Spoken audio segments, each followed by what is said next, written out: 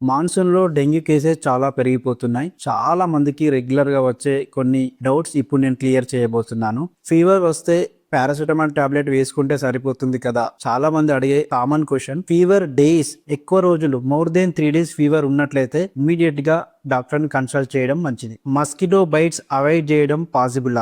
Yes, mostly dengue virus day time bite వల్ల వస్తుంది. ఇది మానవ పరిసరాలలోనే ఎక్కువగా బ్రీడ్ అవుతుంది. మన చుట్టూ ఉండే పరిసరాలను పరిశుభ్రంగా ఉంచుకోవడం and full sleeve dress, repellents, mosquito nets use చేయడం వల్ల మనం డెంగ్యూ బారిన పడకుండా మనం ప్రివెంట్ చేసుకోవచ్చు. ప్లేట్లెట్స్ తగ్గిపోతున్నాయి అంటే ఎప్పుడు డేంజరస్ డాక్టర్. చాలా మందికి చాలా వైరస్ ఫీవర్లలో మైల్డ్ గా ప్లేట్లెట్స్ తగ్గడం జరుగుతుంది. డెంగ్యూలో కొంతమందిలో చాలా సీరియస్ గా ప్లేట్లెట్స్ సంఖ్య తగ్గడం జరుగుతుంది. 1,00,000 కంటే తక్కువ ఉంది అని అంటే మనం ఇమీడియట్ అటెన్షన్ తీసుకోవాలి. దీంతో పాటు బ్లీడింగ్ గమ్స్, తీవ్రమైన కడుపు నొప్పి, వాంతులు ఉన్నట్లయితే, నోటి నుంచి ఏం తీసుకోలేకపోతున్నాడు అంటే ఇమీడియట్ గా డాక్టర్ తీసుకోవాలి.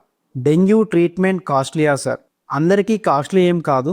ఇఫ్ మనం సిమ్టమ్స్ను త్వరగా ఐడెంటిఫై చేసుకొని తగు జాగ్రత్తలు తీసుకొని ఓపీ బేసిస్లో డాక్టర్తో ఫ్రీక్వెంట్గా టచ్లో ఉంటే, అడ్మిషన్ లేకుండానే 100 కేసులలో 80 కేసులు మనం ఓపీ బేసిస్లోనే మేనేజ్ చేయొచ్చు. సో కాస్ట్ చాలా తక్కువ.